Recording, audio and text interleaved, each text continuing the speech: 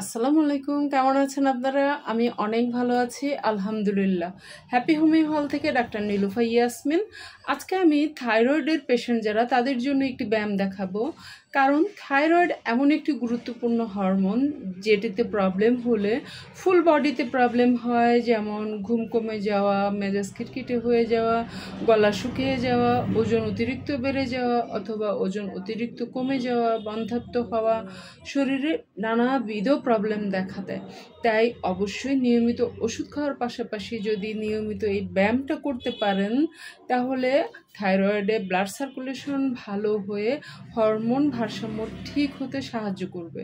তাহলে আসেন দেখে নিই ব্যায়ামটা। মেরুদণ্ড সোজা করে বসবেন, তারপরে এইভাবে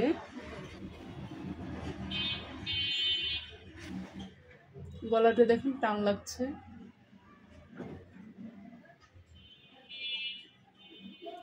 এইভাবে করে 2 মিনিট করবেন, তারপরে এইভাবে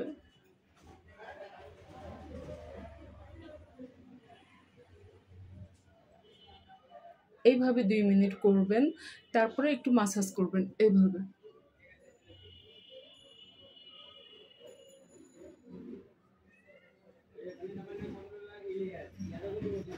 এটাও 2 মিনিট করবেন। এইভাবে করে করে দেখেন, অবশ্যই পরিবর্তন বুঝতে পারবেন। ভালো লাগলে লাইক, কমেন্ট, শেয়ার করবেন। আমার চ্যানেলটি সাবস্ক্রাইব করে দিবেন। ভালো থাকবেন। আল্লাহ হাফেজ।